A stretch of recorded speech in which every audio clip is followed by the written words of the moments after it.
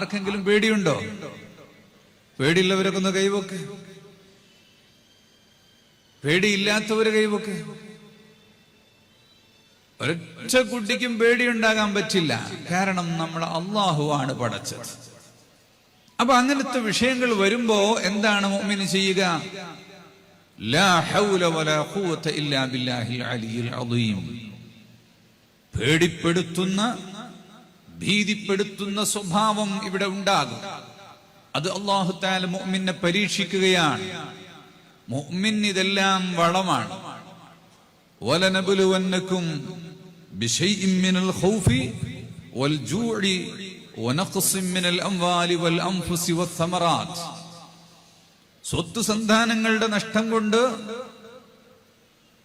കാലാവസ്ഥ വ്യതിയാനം കൊണ്ട്, ഭൂമി കുലുക്കം കൊണ്ട്, ആകാശം പൊട്ടി വീഴൽ കൊണ്ട്, പലതുകൊണ്ടും നിങ്ങളെ പരീക്ഷിക്കും. ഇടിവെട്ടി സ്വത്ത് നശിച്ചു പോകും, കൃഷി ഉണങ്ങിപ്പോകും, വെള്ളപ്പൊക്കം വന്നിട്ട് നശിക്കും. പലതരത്തിലുള്ള പരീക്ഷണങ്ങൾ, പേടിപ്പെടുത്തലുകൾ ഇവിടെ നടത്തിക്കൊണ്ടേയിരിക്കും. അങ്ങനെയുള്ള സന്ദർഭത്തിൽ വബശ്ശിരിസ് സ്വാബിരീൻ الذين إذا أصابتهم مصيبة قالوا إنا لله وإنا إليه راجعون. ആർക്കാണ് സന്തോഷം? പേടിപ്പെടുത്തുന്ന കുറെ കാര്യങ്ങൾ ഇവിടെ വരുമ്പോൾ ഇന്നാ ലില്ലാഹി വ ഇന്നാ ഇലൈഹി റാജിഊൻ എന്ന് ഉറക്കെ പ്രഖ്യാപിക്കുന്നവർക്ക് സന്തോഷമാണ്. ഖുർആൻ പറയുന്നു, അവർക്ക് ഹാപ്പിയാണ്. സന്തോഷം വരുന്നവരുടെ അവസ്ഥ എന്താണ്? അവർ പറയും ഇന്നാ ലില്ലാഹി വ ഇന്നാ ഇലൈഹി റാജിഊൻ. We are very strong. ഞങ്ങൾ നല്ല സ്ട്രോങ് ആണ്. കാരണം ഞങ്ങൾ അള്ളാഹുവിന്റെ അടിമകളാണ്, അള്ളാഹുവിലേക്ക് മടങ്ങുന്നവരാണ്. ഇവിടെ ഒന്നും കൊണ്ടുവന്നിട്ടില്ല, ഒന്നും കൊണ്ടുവന്നിട്ടില്ല. അതുകൊണ്ട് ഒന്നും കൊണ്ടുപോകാനും ഇല്ല. അവൻ തന്നതൊക്കെ വാങ്ങിവെക്കും. അവൻ എന്തു കൊണ്ടുപോയാലും അൽഹംദുലില്ലാ, അൽഹംദുലില്ലാ പറയാൻ കഴിയാം. എന്താണ് സുഹൃത്തെ വർത്തമാനം ചോദിച്ചാൽ എന്താ പറയാ? എന്താ പറയാ? ഉറക്കെ പറയോ? അൽഹംദുലില്ലാ. അൽഹംദുലില്ലാ എന്ന് പറയുന്ന ഒരു മനസ്സുണ്ടായാൽ പിന്നെ പുറം വേദന ഉണ്ടാവുകയില്ല, ഊരവേദന ഉണ്ടാവുകയില്ല, കഴുത്ത് തിരിക്കാൻ പറ്റാത്ത അവസ്ഥ ഉണ്ടാവുകയില്ല. വേദനകളെല്ലാം വരുന്നത് ഈ മടക്കുകളിലും നരമ്പുകളുടെ ഉള്ളിൽ പിശാച് വന്നിരിക്കുമ്പോഴാണ്. പിശാച് അവിടെ കയറിയിരുന്നാൽ രക്തം ശരിക്കും ഓടൂല. രക്തം ഓടാതിരുന്ന് അവിടെ തടഞ്ഞു വെക്കപ്പെട്ടാൽ അവിടെ വേദനയുണ്ടാകും. അപ്പൊ വേദനയുണ്ടാകുമ്പോ എന്ത് ചെയ്യണം? ആ രക്തത്തെ തുറന്നു വിടണം, പിശാചിനെ ഒഴിവാക്കണം. അതിനെന്താ ചെയ്യേണ്ടത്? സുബ്ഹാനല്ലാഹ് പറയൂ, അൽഹംദുലില്ലാഹ് വലാ ഇലാഹ ഇല്ലല്ലാഹു അല്ലാഹു അക്ബർ വലാ ഹൗല വലാ ഖുവത ഇല്ലാ ബില്ലാഹ് അൽ അലിയിൽ അദീം. ഈ ദിക്റുകളൊക്കെ ചൊല്ലുമ്പോ ആ ശൈത്താൻ ഓടിപ്പോകും, വേദന മാറും. കോഴിക്കോട്ടെ വലിയ ആശുപത്രിയിൽ നരമ്പിന്റെ ഡോക്ടറുണ്ട്. അറിയപ്പെട്ടൊരു മുജാഹിദിന്റെ കുടുംബമാണ്. ഇദ്ദേഹം ഏതാണെന്ന് എനിക്കറിയില്ല. വിമാനത്തിൽ ഒരു ഇങ്ങനെ അടുത്ത സീറ്റിലിരിക്കുമ്പോ ഞാൻ പറഞ്ഞു, ഡോക്ടറെ, ഈ മെഡിറ്റേഷൻ ചെയ്തിട്ട് വേദന മാറ്റാൻ കഴിയും എന്ന് പറയുന്നുണ്ട്, അത് ശരിയല്ലല്ലോ. അത് ശരിയാണ്, ഡോക്ടർ പറയാ, അത് ശരിയാണ്. കാരണം നരമ്പുകളിൽ എവിടെയെങ്കിലുമൊക്കെ ബ്ലോക്ക് ഉണ്ടാകുമ്പോഴാണ് വേദന വരുന്നത്. മെഡിറ്റേഷൻ ചെയ്താൽ അതങ്ങ് പോകും, അപ്പൊ തുറക്കും, വേദന മാറും.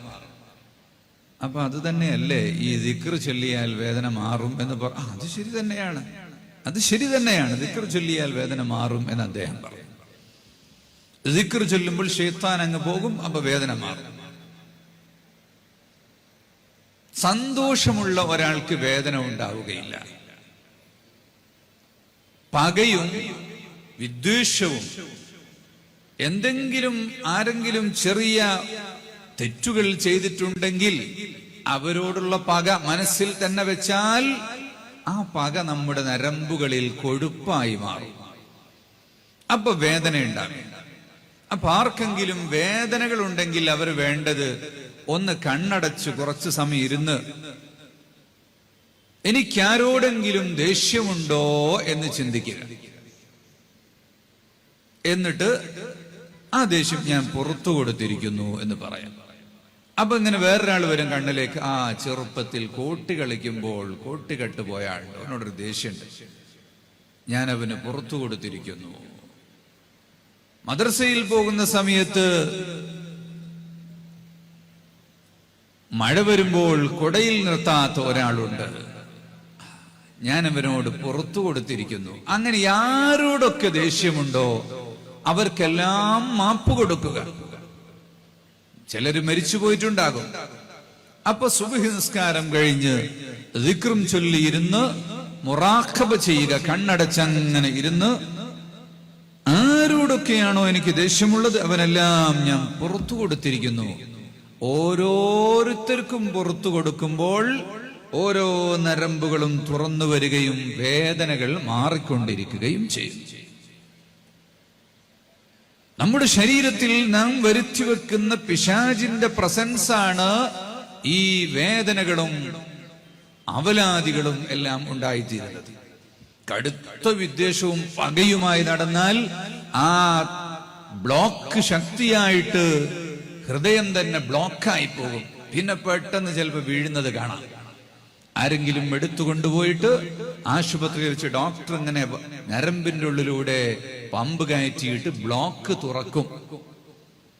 ബ്ലോക്ക് തുറക്കാൻ അതിന്റെ ആവശ്യം ഇല്ല, നമ്മൾ നേരത്തെ തുറന്നു വെച്ചാൽ മതി.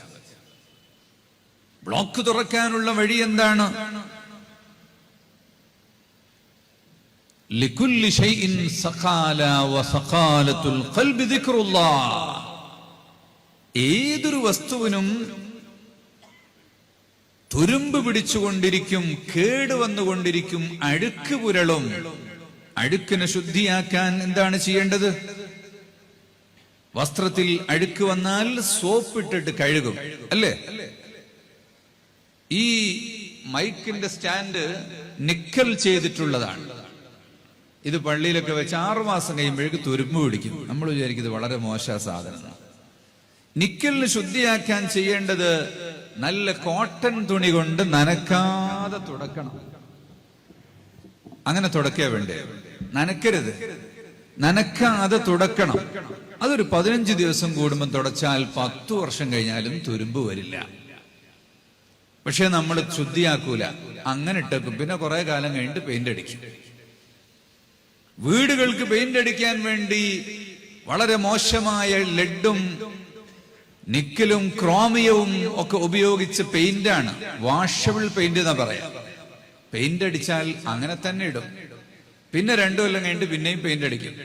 വാഷബിൾ പെയിന്റ് എന്ന് പറഞ്ഞാൽ 10 കൊല്ലത്തേക്ക് പിന്നെ പെയിന്റ് അടിക്കേണ്ട ആവശ്യമില്ല. 6 മാസം കൂടുമ്പോൾ കഴുകണം. അത് നമ്മൾ ഒരിക്കലും ചെയ്യൂല. അപ്പൊ കഴുകിയാൽ ശുദ്ധിയാകും. ചിലത് സോപ്പ് ഉപയോഗിച്ച് കഴുകണം, ചിലത് മണ്ണെണ്ണയും പെട്രോളും ഉപയോഗിച്ച് തുടക്കണം, ചിലത് നല്ല കോട്ടൺ തുണി കൊണ്ട് തുടക്കണം. അങ്ങനെ പല വസ്തുക്കളും ഉണ്ട്. ഓരോന്നും ശുദ്ധീകരിക്കാൻ പലതരത്തിലുള്ള മാർഗങ്ങളാണ്. കരിഞ്ജീരകം ശുദ്ധീകരിക്കുന്നത് എങ്ങനെയാണ്? അത് പാല് കാച്ചിയിട്ട് അതിന്റെ ആവി കടത്തിവിടണം കരിഞ്ജീരകത്തിന്റെ ഉള്ളിലൂടെ, അപ്പൊ അത് ശുദ്ധിയാകും. ഉലുവ ശുദ്ധിയാക്കുന്നത് എങ്ങനെയാണ്? അത് വെള്ളത്തിൽ കുതിർത്തു വെച്ച് വീർത്തതിനു ശേഷം വെയിലത്ത് വെച്ച് ഉണക്കണം. അങ്ങനെയാണ് അത് ശുദ്ധിയാക്കുക. കാഞ്ഞിരക്കുരു എങ്ങനെയാണ് ശുദ്ധിയാക്കുന്നത്? അത് നല്ല പാലിലിട്ട് തിളപ്പിച്ച് ഒഴിക്കണം, പിന്നെയും പാലൊഴിച്ച് പിന്നെയും ഒഴിക്കണം. അങ്ങനെ 6 പ്രാവശ്യം തിളപ്പിച്ചിട്ട് പാലൊഴിവാക്കണം. അപ്പോഴേ കാഞ്ഞിരക്കുരു ശുദ്ധിയാവുകയുള്ളൂ. മരുന്ന് ആയിട്ട് ഇതൊക്കെ ഉപയോഗിക്കണമെങ്കിൽ എല്ലാം ശുദ്ധീകരിക്കണം. ശുദ്ധീകരിക്കാതെ ആ മരുന്ന് ഉപയോഗിച്ചാൽ മരുന്ന് രോഗമായി മാറും. കരിഞ്ജീരകം വാങ്ങിക്കൊണ്ടോട്ട് അങ്ങനെ അങ്ങോട്ട് തിന്നാൽ അത് രോഗമായി മാറും. എല്ലാ വസ്തുക്കൾക്കും ശുദ്ധീകരണം ഉണ്ട്. ഹൃദയത്തിനെ ശുദ്ധീകരിക്കുന്ന വസ്തു എന്താണ്? ദിക്റുല്ലാഹ്, അള്ളാഹുവിന്റെ ദിക്റാണ്. അള്ളാഹുവിനെ ദിക്ർ ചെയ്താൽ ഹൃദയം ശുദ്ധിയാകും. യുറന്നിഹുനി ഇലൈക ശൗഖു ഹത്താ അമീല മിനൽ യമീനി ഇല ശിമാലി കമാ മാലൽ മുഅഖിറു അബദതുഹു ഹുമയ്യൽ കൗസു ഹാലം ബഅദ ഹാലി. അല്ലാഹുവിനെ ദിക്ർ ചെയ്യുന്ന മനുഷ്യന്മാർ ദിക്ർ ചെയ്ത് ആ ദിക്ർ അവന്റെ നരമ്പുകളിലൂടെ നിറഞ്ഞു ഓടിയിട്ട് രക്തത്തിലൂടെ സഞ്ചരിച്ചു കൊണ്ടിരിക്കുന്ന, ഹൃദയത്തെ പ്രവർത്തിച്ചു കൊണ്ടിരിക്കുന്ന ആ ദിക്ർ അവന്റെ നാവിൽ ചലിച്ചുകൊണ്ടിരിക്കുന്നു. ആ നാവ് പച്ചയായിക്കൊണ്ടിരിക്കുന്നു ദിക്ർ കൊണ്ട്. അങ്ങനത്തെ മനുഷ്യന്റെ ഹൃദയം എപ്പോഴും ശാന്തമായി സഞ്ചരിച്ചു കൊണ്ടിരിക്കുന്നു, ശാന്തമായി പ്രവർത്തിച്ചു കൊണ്ടിരിക്കുന്നു. ലാ യസാലു ലിസാനുക റത്ബൻ ബിദിക്രില്ലാഹ്. അല്ലാഹുവിന്റെ ദിക്ർ കൊണ്ട് നാവ് പച്ചയായിരിക്കണം. ദിക്ർ ചൊല്ലിയിട്ട് കാണുന്നവൻ എന്നെപ്പറ്റി ഇവൻ ഭ്രാന്തനാണ് എന്ന് പറയുന്ന അതുവരെ നീ ദിക്ർ ചൊല്ലിക്കോ. ഹത്താ യുഖാല ഇന്നക ലമജ്നൂൻ. എന്താണ് ചൊല്ലിക്കൊണ്ടിരിക്കുന്നത് എന്ന് പറഞ്ഞിട്ട് ആൾക്കാർ ഭ്രാന്തനാണ് എന്ന് പറയും ചിലപ്പോ. എന്നാലും ദിക്ർ ഒഴിവാക്കണ്ട. നാവ് കൊണ്ട് ചൊല്ലി നാവ് പച്ചയായിരുന്നാൽ ആ ദിക്ർ ഹൃദയത്തിലേക്ക് വരും. പിന്നെ നാവ് കൊണ്ട് വർത്തമാനം പറയുമ്പോഴും ഹൃദയം ദിക്ർ ചൊല്ലിക്കൊണ്ടിരിക്കും. അങ്ങനത്തെ അവസ്ഥയിലേക്ക് മനുഷ്യൻ. അപ്പൊ അവന് ശ്വാസം അയച്ചാൽ എന്ത് ശ്വാസം വലിച്ചാലും അതിലൂടെ ഹാ ഹൂ ഹ്വാ ഹൂ എന്നുള്ള ശബ്ദം വന്നുകൊണ്ടേയിരിക്കും. അതാണ് യാഹുവാസനം എന്ന് പറയുന്നത്. Yahoo Yahoo. ചിലര് യോഗാസനം എന്നാ പറയാ, അക്ഷരം തെറ്റിപ്പോയിട്ട്. യാഹുവാസനം, യാഹൂ എന്ന് പറഞ്ഞ് ദിക്ർ ഇങ്ങനെ ശരീരത്തിലൂടെ പോയിക്കൊണ്ടിരിക്കുന്ന അവസ്ഥ. അത് വന്നാൽ പിന്നെ നമ്മൾ സംസാരിക്കുമ്പോഴും വേറെ പണിയെടുക്കുമ്പോഴൊക്കെ ദിക്ർ തന്നെയായിരിക്കും. അവരുടെ നെഞ്ചിൽ കൈവച്ച് നോക്കിയാൽ ഹാ ഹൂ ഹീ ഹയ്യുൻ എന്നിങ്ങനെ ചൊല്ലിക്കൊണ്ടിരിക്കുന്നത് കാണാം.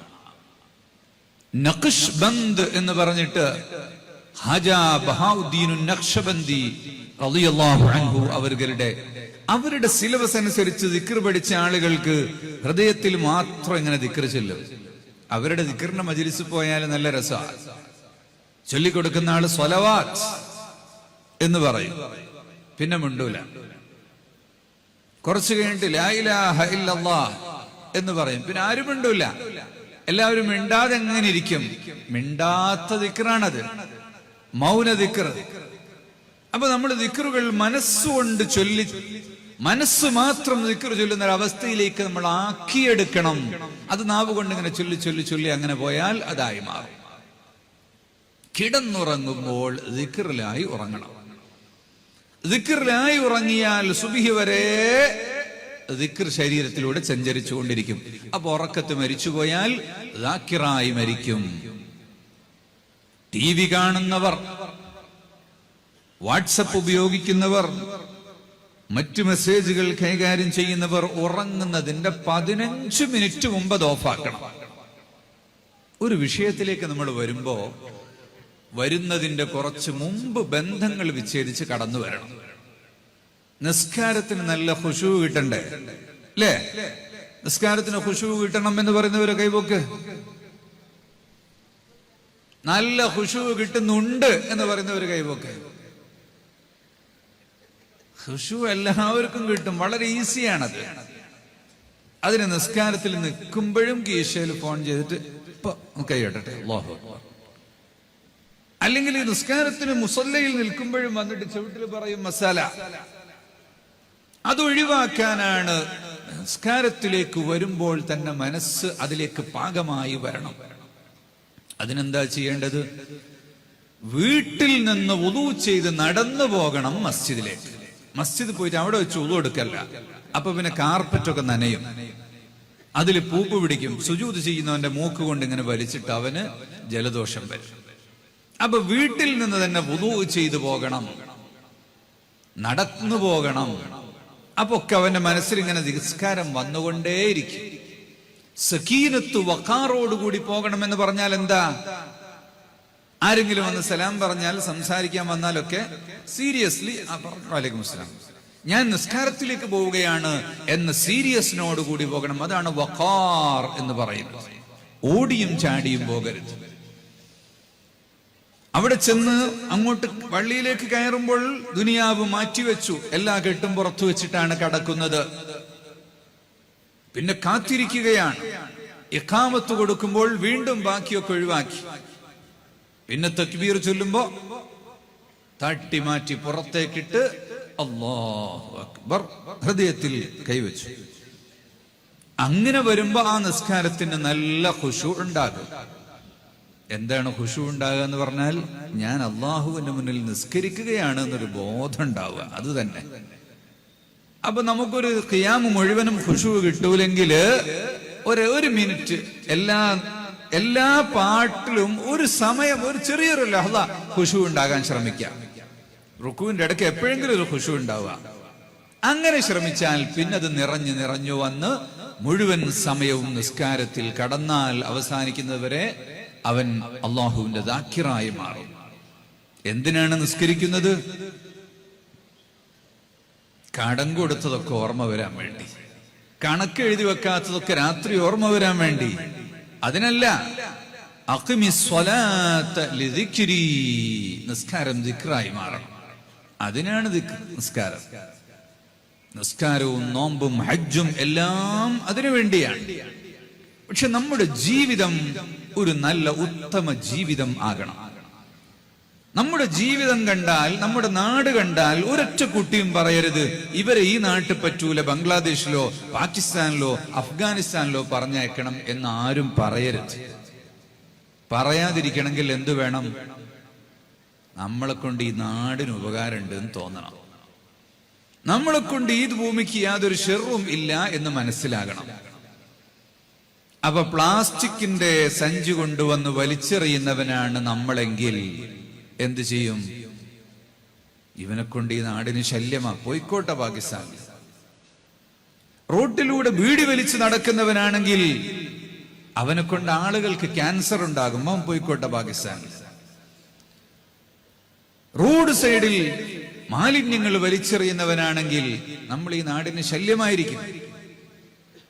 അപ്പൊ നമ്മൾ ദീനനുസരിച്ച് ജീവിക്കുന്നവരാകണം. സസ്റ്റൈനബിൾ സൊസൈറ്റി ആകണം. എന്താണ് സസ്റ്റൈനബിൾ സൊസൈറ്റി എന്ന് പറഞ്ഞാൽ? സുശക്തമായ സുസ്ഥിരമായ ഒരു സമൂഹമായി നമ്മൾ മാറണം. ആരംഭ റസൂലുള്ളാഹി സ്വല്ലല്ലാഹു അലൈഹി വസല്ലം തങ്ങൾ ഗ്രാമീണനായിരുന്നോ അല്ലെങ്കിൽ നഗരവാസിയായിരുന്നോ? എന്തായിരുന്നു? നാഗരികതയാണ് റസൂലുള്ളാഹി തങ്ങൾ പഠിപ്പിച്ചത്. അതുകൊണ്ട് ആ മോശമായ സംസ്കാരമുള്ളവനെ പറ്റി ആൾക്കാർ പറയും അവനൊരു ഗ്രാമീണനാണ്, ആദിവാസിയാണ്, വയനാട്ടുകാരനാണ് എന്നൊക്കെ പറയും. അവനൊരു നല്ല സംസ്കാരമുള്ളവനാണെങ്കിലോ അവൻ നാഗരികനാണ്, നഗരത്തിൽ ജീവിക്കുന്നവനാണ് എന്ന് പറയും. അല്ലേ? റസൂലുള്ളാഹി സ്വല്ലല്ലാഹു അലൈഹി വസല്ലം തങ്ങൾ മക്കയിൽ നിന്ന് യാത്ര പോയത്, ഹിജ്റ പോയത് യസ്രിബ് എന്ന് പറയുന്ന ഒരു ഗ്രാമത്തിലേക്കാണ്. ഈത്തപ്പനത്തോട്ടങ്ങളും പച്ചക്കറി കൃഷിയൊക്കെ ഉള്ള ഒരു ഗ്രാമത്തിലേക്കാണ് പോയത്. ആ ഗ്രാമത്തിനെ നബി തങ്ങൾ വിളിച്ചത് മദീന, മദീനത്തുർ റസൂൽ. റസൂലുള്ളാഹിയുടെ റസൂൽ സിറ്റി എന്നാണ് അതിനെപ്പറ്റി വിളിച്ചത്. റസൂൽ സിറ്റി, നബി തങ്ങളുടെ നഗരമാണ്. എന്താണ് നാഗരികത എന്ന് പറഞ്ഞത്? നമ്മളിപ്പോ കാടാമ്പുഴയിലാണ്, അല്ലേ? കാടാമ്പുഴയും ചേണ്ടിയും പാങ്ങും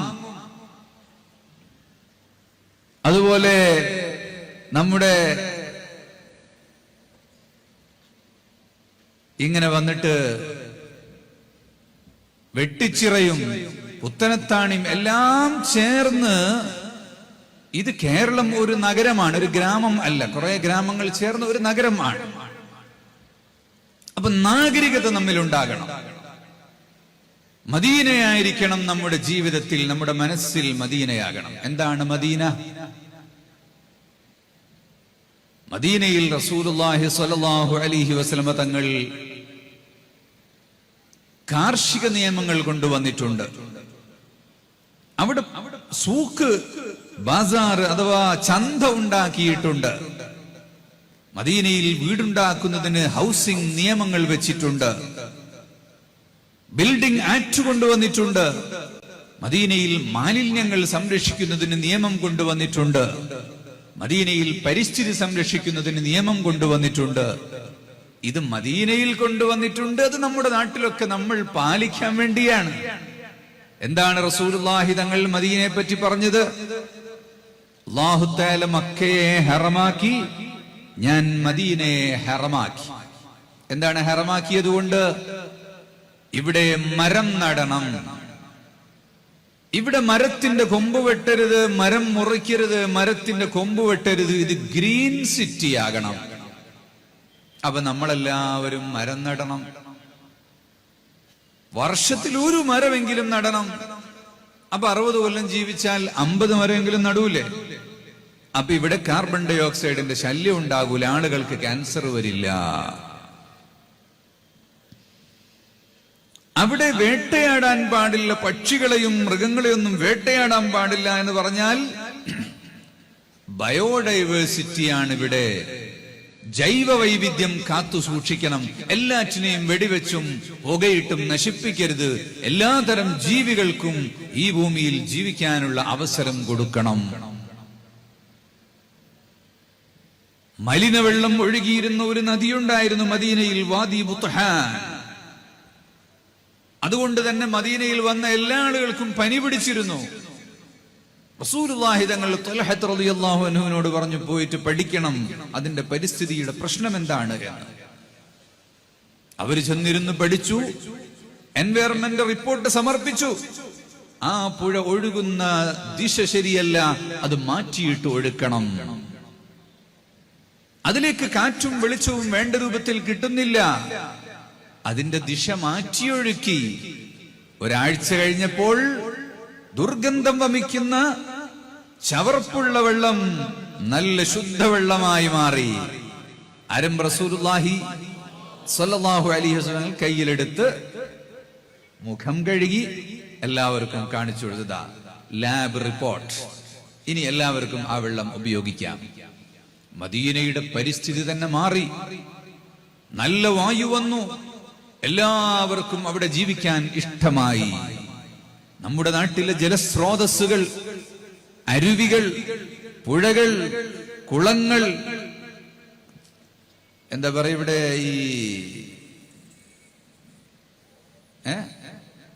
വേറെന്തോ ഒന്ന് പറയലുണ്ടല്ലോ, കനാലുകൾ, അയിനെന്താ പറയുന്നത്, തോടുകൾ, അതല്ല വേറൊരു സാധനം ഉണ്ട്, നമ്മൾ ഒതുക്കങ്ങളിലപ്പോ ഞാൻ പറയലുണ്ട്, എന്നെ കുളിക്കാൻ പോകുന്ന സ്ഥലത്തിന്, ചോലകൾ, ഇതെല്ലാം സംരക്ഷിക്കണം. അപ്പൊ നമ്മള് പ്ലാസ്റ്റിക്കിന്റെ സഞ്ചിയും കുപ്പിയും സാധനമൊക്കെ കൊണ്ടുവന്ന് അതിൽ വലിച്ചെറിഞ്ഞാൽ അള്ളാഹുവിന്റെ മുന്നിൽ മറുപടി പറയേണ്ടി വരും, ഹിദായത്ത് നഷ്ടപ്പെട്ടു പോകും.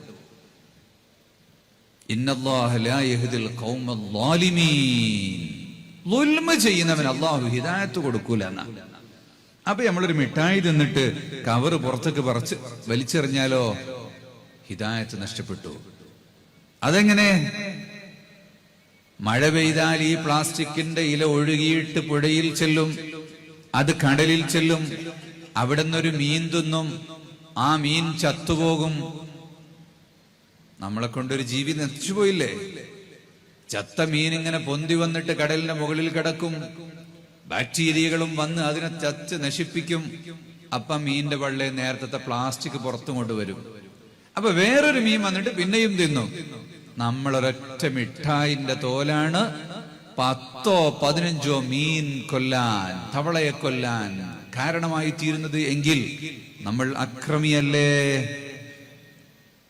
അപ്പൊ നമ്മൾ ദുൽമ് തന്നെ നേർക്ക് നേരെ കത്തിയെടുത്ത് കുത്തുക എന്ന് മാത്രം വിചാരിക്കേണ്ട. മദീനയിൽ വീടുണ്ടാക്കിയപ്പോ റസൂലുള്ളാഹി സ്വല്ലല്ലാഹു അലൈഹി വസല്ലം തങ്ങൾ നിയമം കൊണ്ടുവന്നു. ഒരു വീട് വെക്കുമ്പോൾ മറ്റേ വീടിന്റെ ഭാഗത്തേക്ക് വരുന്ന കാറ്റ് തടയരുത്. ഈ വീട്ടിന്റെ പുക മറ്റേ വീട്ടിലേക്ക് പോകാൻ പാടില്ല. അപ്പൊ എല്ലാ വീടിന്റെയും പുകക്കുഴൽ ഒരേ ഭാഗത്താകണം. ഒരു നാട്ടിലെല്ലാം ഒരേ വലിപ്പമുള്ള വീടാണെങ്കിൽ എല്ലാം അതേ വലിപ്പത്തിലാകണം. എല്ലാവരുടെയും ഒരു തറനിലയുള്ള വീടാണ്. അപ്പൊ നീ 2 നില ഉണ്ടാക്കിയാൽ മറ്റവന്റെ കാറ്റ് തടയും. എല്ലാം 2 നിലയാണെങ്കിൽ 2 നില തന്നെ. കാറ്റുകൾ തടയരുത്. നിന്റെ മാലിന്യം മറ്റൊരു ഭാഗത്തേക്ക് ഒഴുക്കരുത്. വേസ്റ്റ് മാനേജ് ചെയ്യാൻ ഇസ്ലാമിൽ നിയമം കൊണ്ടുവന്നില്ലേ? മാലിന്യങ്ങൾ വലിച്ചെറിയാൻ പാടില്ല. എല്ലും പല്ലും നഖവും മുടിയും പ്ലാസന്റയും ഹൈളവശിഷ്ടങ്ങളും അങ്ങനെയുള്ള വസ്തുക്കളെല്ലാം കുഴിച്ചിടണം. കാഷ്ടവും മൂത്രവും പോലുള്ള നജസുകൾ അത് ഭൂമിയിൽ മറക്കണം. പക്ഷേ വുളൂഇന്റെ വെള്ളവും കുളിയുടെ വെള്ളവും പോലുള്ള മുസ്തഅമലായ വെള്ളം ഈ കാഷ്ടത്തിന്റെയും മൂത്രത്തിന്റെയും കൂടെ ചേർക്കാൻ പാടില്ല. കാരണം അതെല്ലാം കൂടെ ഒരു ടാങ്കിലേക്ക് വിട്ടാൽ അത് ഭൂമിയൊന്നാകെ പരന്ന് ഭൂമി മലിനമായി പോകും. മുസ്തഅമലായ വെള്ളം വേറെ, നജസ് വേറെ. ഇനി ഭക്ഷണത്തിന്റെ അവശിഷ്ടങ്ങൾ, എല്ലും മുള്ളും കറിവേപ്പിലയും തക്കാളിയുടെ തോടും ഇങ്ങനെ വരുന്ന ഭക്ഷ്യാവശിഷ്ടങ്ങൾ അതും നജസിൽ കൊണ്ടുപോയിടരുത്. അത് വേറെ സംസ്കരിക്കണം. ഇപ്പോ വലിയ വലിയ മുന്തിയ സ്ഥലങ്ങളിൽ പോയാൽ വേസ്റ്റിന്റെ ഡബ്ബ കാണാം. മഞ്ഞ, നീല, പച്ച, വെള്ള. പ്ലാസ്റ്റിക്, കടലാസ്, ഭക്ഷ്യം, മറ്റ് അവശിഷ്ടങ്ങൾ എന്ന് പറഞ്ഞിട്ട് മുന്തിയ സംഗതിയാണിത്. ആരാണിത് കൊണ്ടുവന്നത്? ആരാണ് കൊണ്ടുവന്നത്? അഷ്റഫുൽ വറാ മുഹമ്മദുർ റസൂലുള്ളാഹി സ്വല്ലല്ലാഹു അലൈഹി വസല്ലം തങ്ങൾ. അതാണ് നാഗരികത എന്ന് പറഞ്ഞത്. അത് നമ്മൾ ജീവിക്കുന്നത് ഒരു ഗ്രാമത്തിലാണെങ്കിലും കുറെ ഗ്രാമങ്ങൾ ചേർന്നതാണ് ഒരു നഗരം. അപ്പൊ നമ്മുടെ വീടും പരിസരവും വൃത്തിയായി സൂക്ഷിക്കണം. അപ്പോഴേ പൂർണ്ണമായ സുന്നിയാവുകയുള്ളൂ. ആവശ്യമില്ലാതെ മരങ്ങൾ വെട്ടിക്കളയരുത്. ഒരു മരം വെച്ചാൽ എത്ര കൂലി കിട്ടും? ഒരു മരം കുഴിച്ചിട്ടാൽ ആ മരം മനുഷ്യന് തണൽ നൽകും. ആ മരം നിന്റെ കണ്ണിന് കുളിർമ നൽകും, കാഴ്ച കൂട്ടും. വകാന സല്ലല്ലാഹു അലൈഹി വസല്ലമ യുഅ്ജിബുഹു അൻ-നദറു ഇലൽ ഖളറാ. പച്ചപ്പുകളിലേക്ക് നോക്കൽ നബി തങ്ങൾക്ക് ഇഷ്ടമായിരുന്നു. അപ്പൊ പച്ചപ്പുകളിലേക്ക് നോക്കണം. പച്ച പെയിന്റ് അടിച്ചാ പോരാ, പച്ച ഇലകളിലേക്ക്. സോ അതിന്റെ കൂലി കിട്ടും. പക്ഷികൾക്ക് കൂടുണ്ടാക്കാൻ അവിടെ സ്ഥലം കിട്ടും, അതിന്റെ കൂലി നിനക്ക് കിട്ടും. അതിലുണ്ടാകുന്ന കായ്കനികൾ മനുഷ്യനും ഭക്ഷിക്കും, പക്ഷികളും ഭക്ഷിക്കും, അതിന്റെ കൂലി നിനക്ക് കിട്ടും. നിനക്ക് പഴങ്ങൾ കിട്ടും. ആ മരത്തിൽ നിന്ന് ഓക്സിജൻ കിട്ടും. അത് മനുഷ്യർക്ക് മുഴുവനും ജീവിക്കാനുള്ള പ്രാണവായുവാണ്. അതിന്റെ പേരിൽ കൂലി കിട്ടും.